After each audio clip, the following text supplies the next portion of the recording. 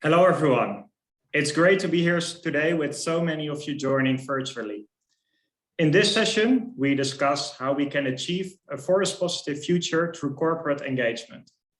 I'm Untitled, the Head of Client Relations Forest Intelligence, and both moderator and speaker in this session.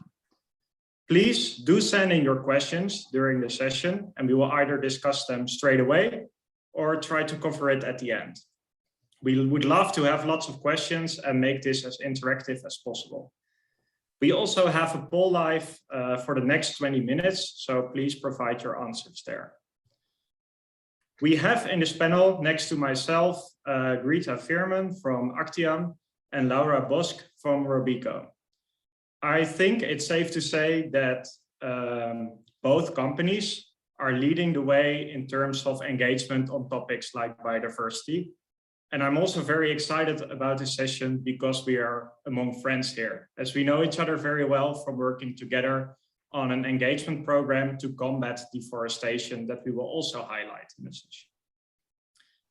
Before we start, I would like to do short introductions, starting with you, Greta. Thanks, Nana, and hello to everyone who's joined the session today. Nice to be speaking with you all today. I'm Greta from Actiam. I've been with the company for about 2 years now, and I'm on the sustainability and strategy team. And as part of that team, I have a focus on our active ownership activities. So that means I'm responsible for our engagements with companies, as well as our voting activities and filing shareholder resolutions. So really the part of the role that's focused on stewardship and using dialogue and tools to implement our sustainable investment policy at Actiam. Thanks for that. Laura, now over to you. Can you tell us a bit more about Robeco and your role there? Sure. Good morning, everyone. And thank you very much, Nana, for inviting me for this session.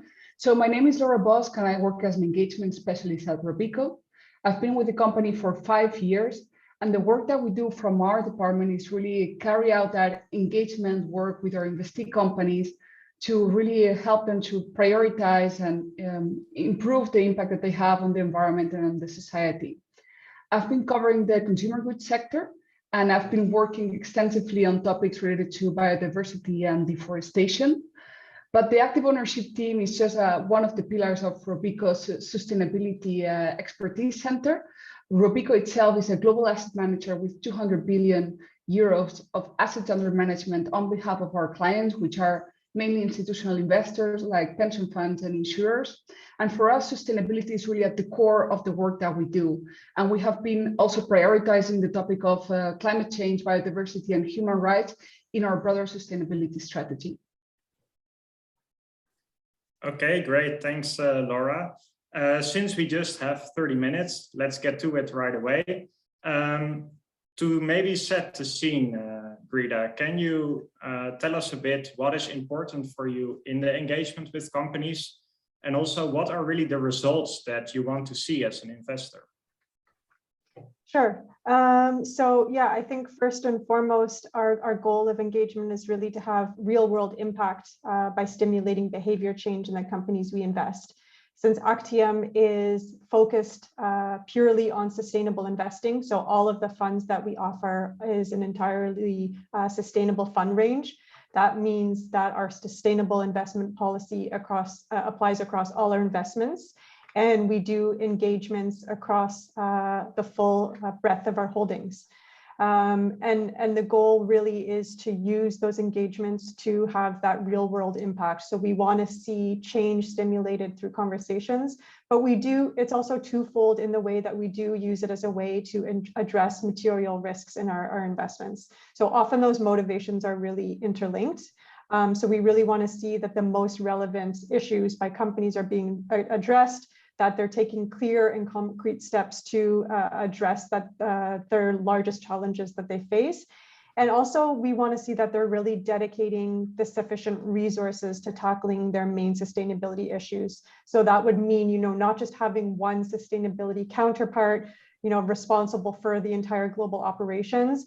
But depending on the company and the focus of that company, where it operates and in what industry, we would like to see staff dedicated to human rights, specifically climate change, deforestation, for example, because we really find that gives them the resources to implement the objectives that we have. So what we also do to try to increase our leverage is mostly engage collaboratively when possible. So we'll either start our own collaborative initiative, which I'll touch on a little bit later, I think, throughout the session, or by joining existing initiatives in the market.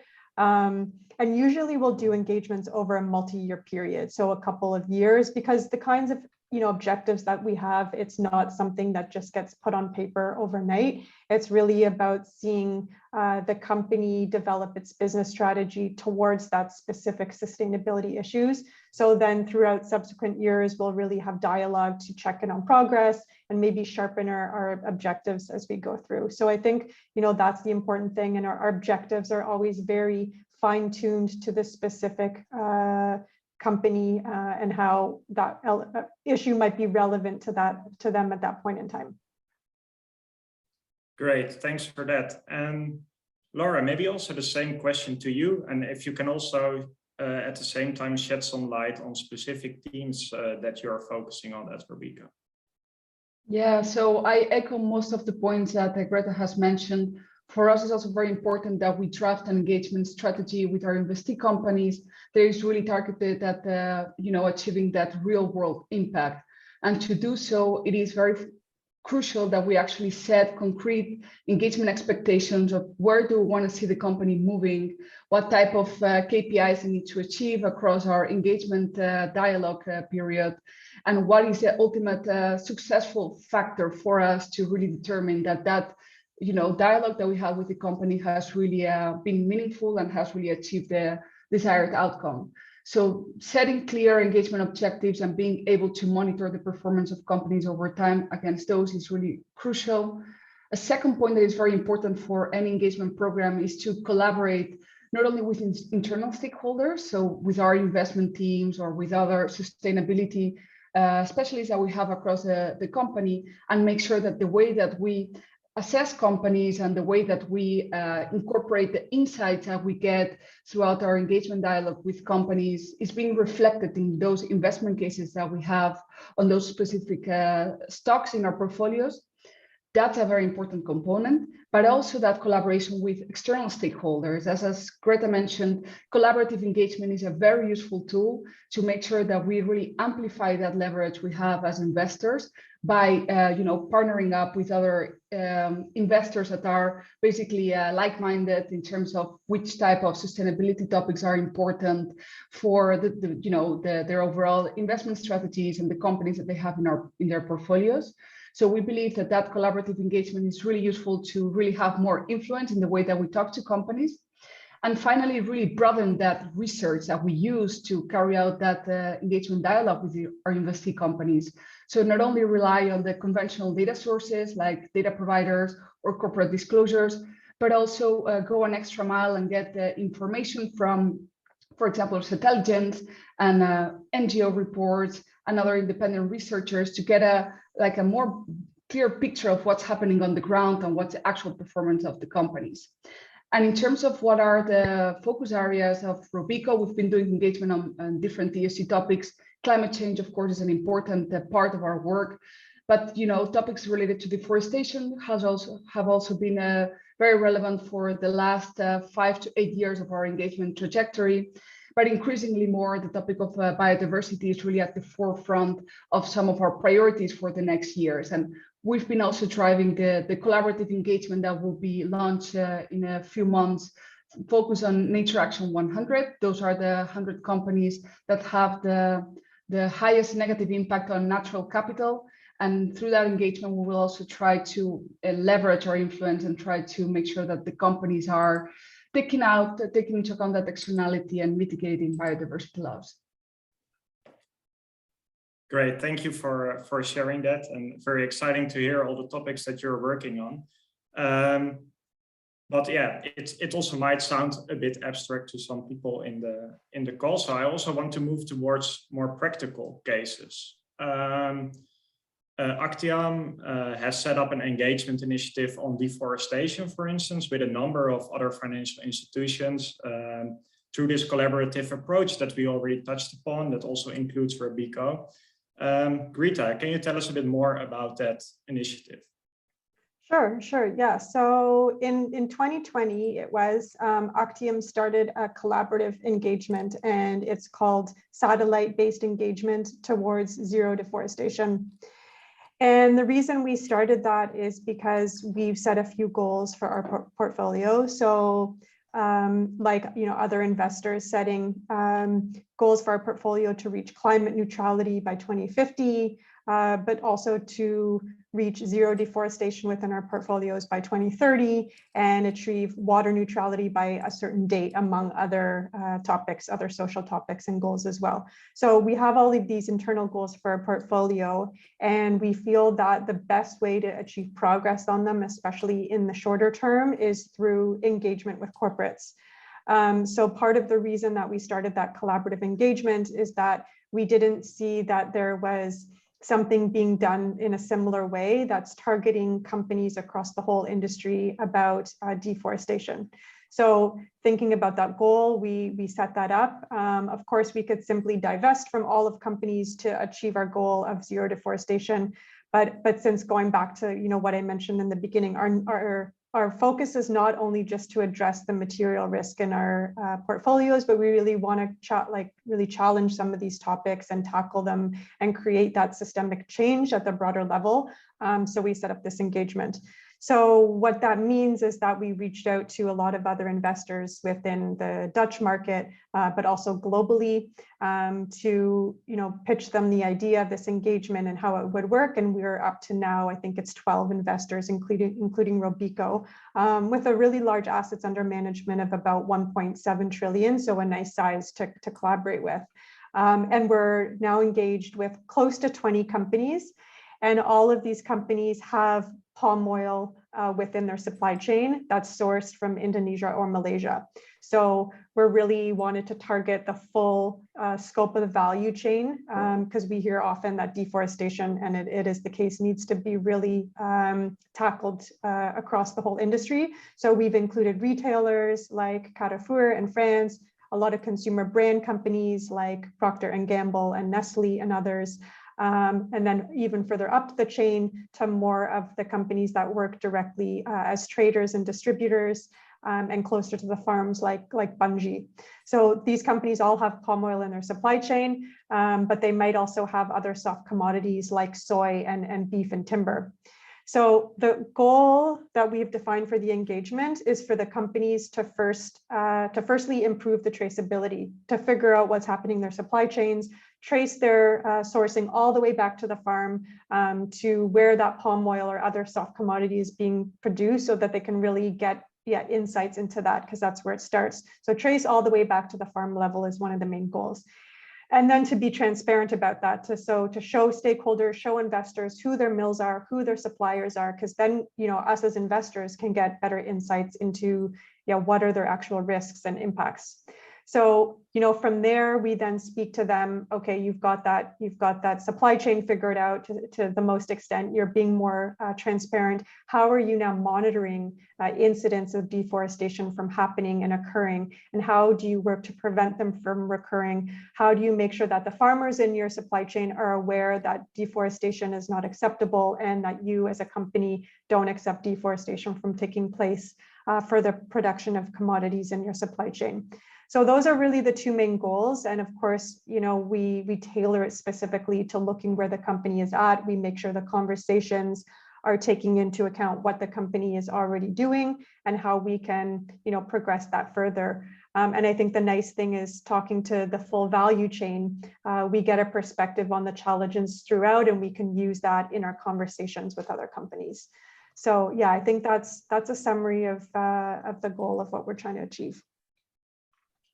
Thanks a lot, Greta. And maybe since you're also involved in this engagement program, Laura, it will be interesting to learn more about how does such a conversation engagement look like with companies? Like, what are the topics that you tackle? And are these companies also open to having this type of discussion with you?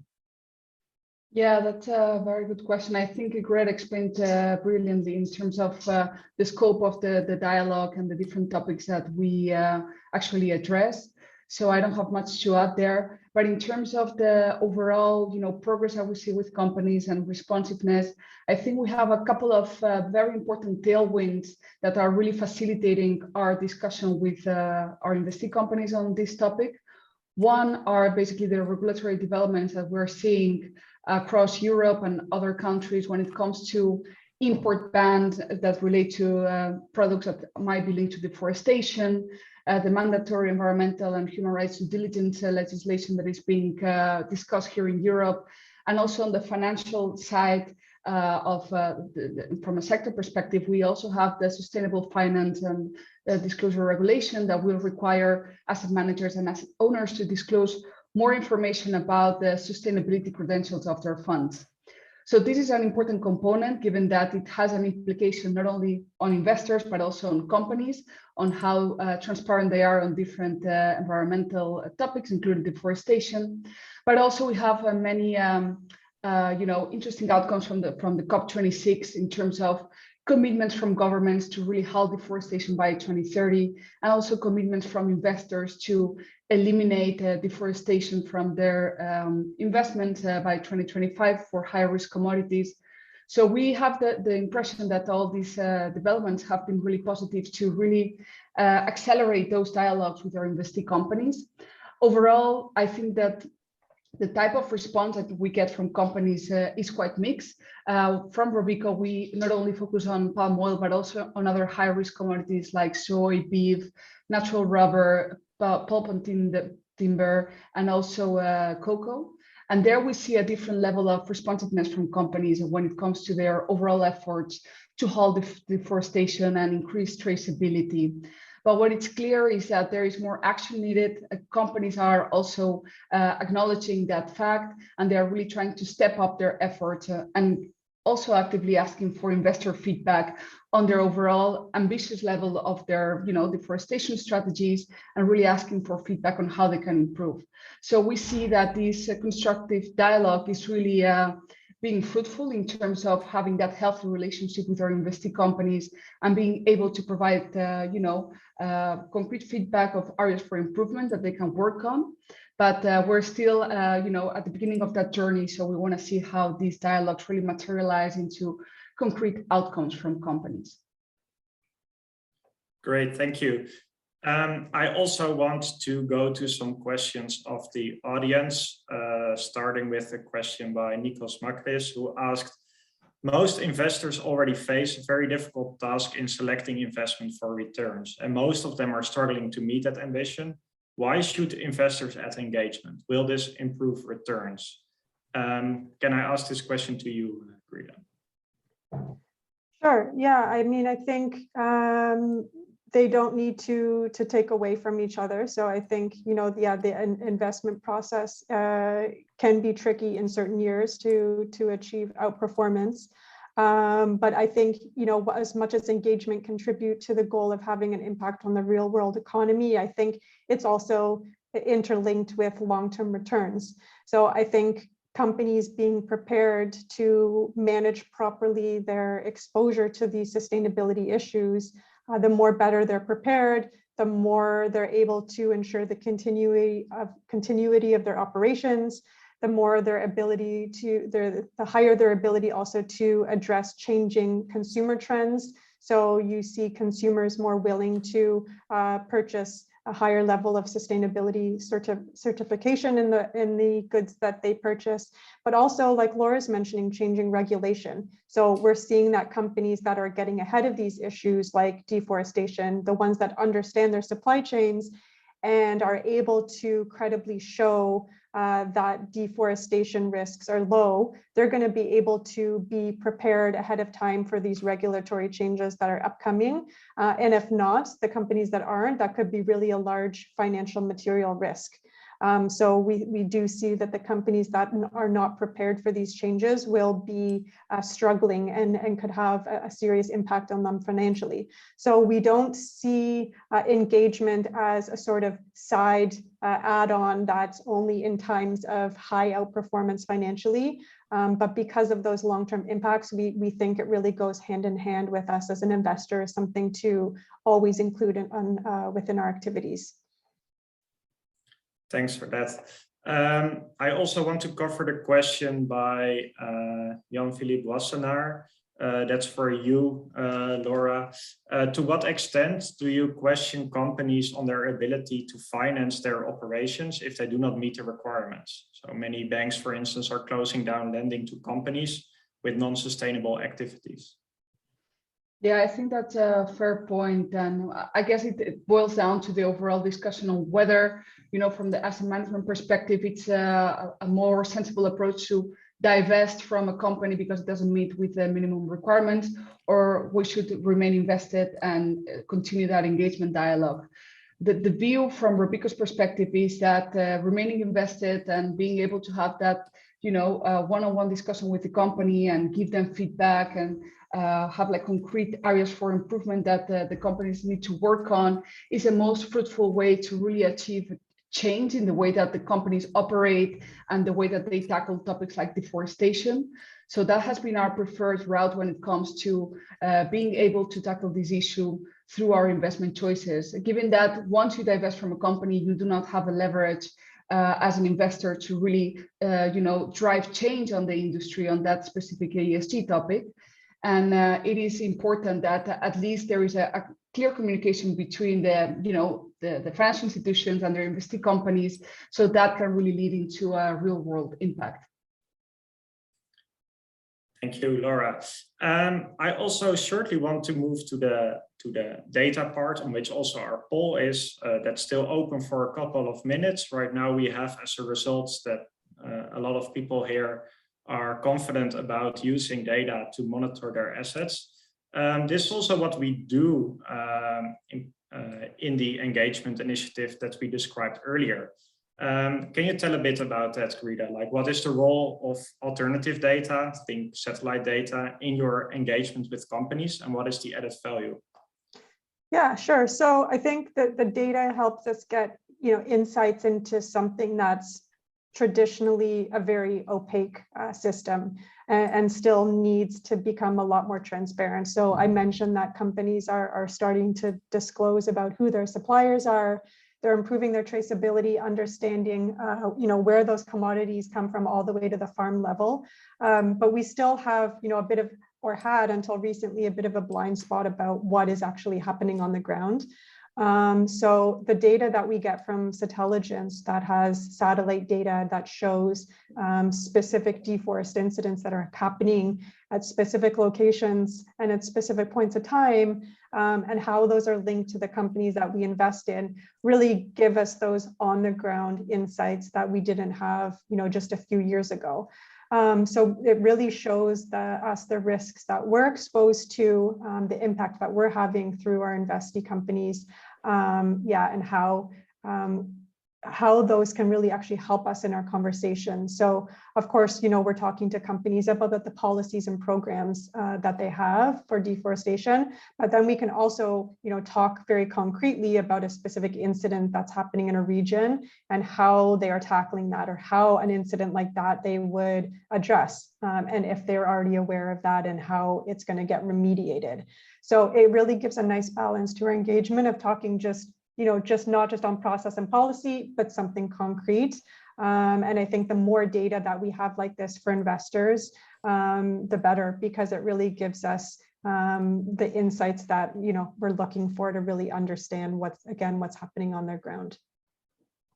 Yeah, I will also pitch in there for a bit on how we actually help in that engagement initiative. You can see it as that for every jar of peanut butter or cookie that you buy in the supermarket, it contains palm oil or other products. But of course, behind these jars or cookies, there is a company or a brand. And what we do is that we combine insights from satellite data all over the world with ownership asset data. So who owns a piece of land? Do we see deforestation on that land? To who does the owner sell?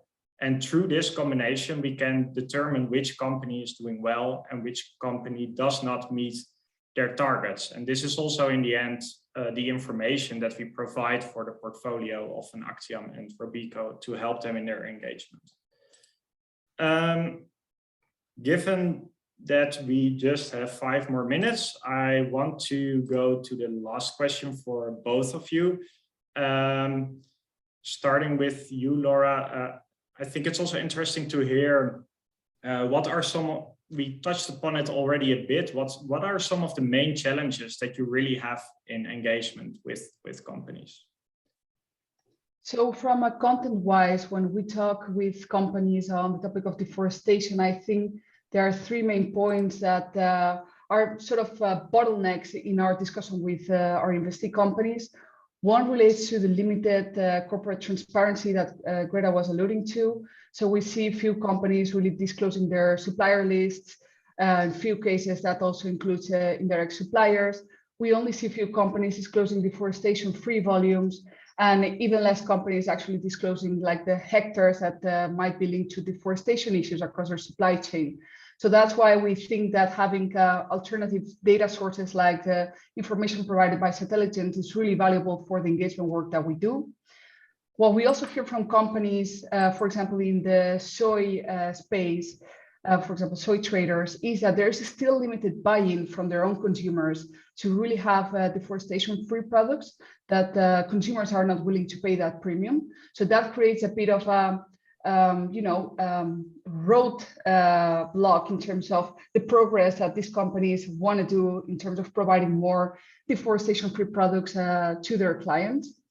And a third point that is very important is the overall scope of the certification schemes that we see across different sub-commodities. So we know that for palm oil, RSPO has been very well established, but for other commodities, it is still not really widely used across the industry, or there is not a single industry standard that is being held as a useful reference to prove that there are sustainable business practices behind the companies. And this is very crucial, not only for companies, but also for consumers and for investors to be able to compare the performance of companies and how they uphold proper sustainability standards on the different sub-commodities that they might have in their supply chain.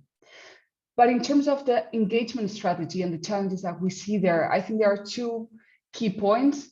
One is, how do we escalate those engagement when we see limited progress in the type of achievement that companies have across time, across our engagement period.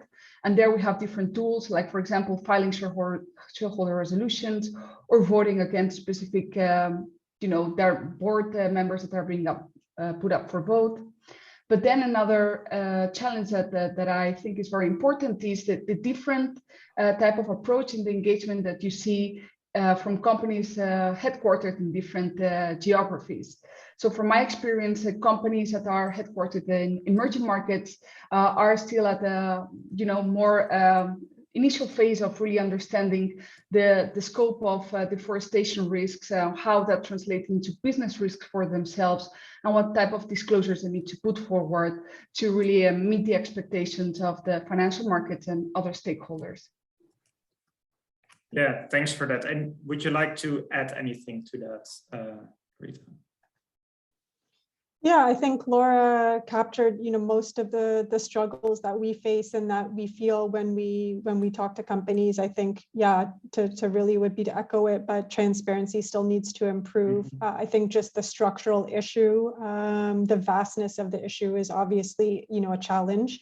Every company feels that they're only, one company. But I think, now that we've talked to 20 companies, I think it's kind of that perception. And then I think through our engagements need to encourage them that they're all taking steps. So they just need to kind of, keep moving on progress, and then we'll have a chance of achieving this. I think also, like Laura mentioned, bringing up the other markets that are behind is really important, like China. So we've already just started engaging 3 companies there. So I think, bringing all the companies up to best practice that we see already will really help us achieve progress. Perfect. Unfortunately, we have run out of time, despite the fact that there are still some very interesting open questions to be answered. If you want your questions to be answered, please reach out to the speakers through the chat function in the event platform or LinkedIn. In this panel session, we have covered the importance of engagement, how it works, and some of the challenges. I found it very interesting. I would like to give a big thanks to Greta and Laura for your participation. It was a pleasure. And thanks everyone in the audience for your great feedback and questions. Thanks. Thank you.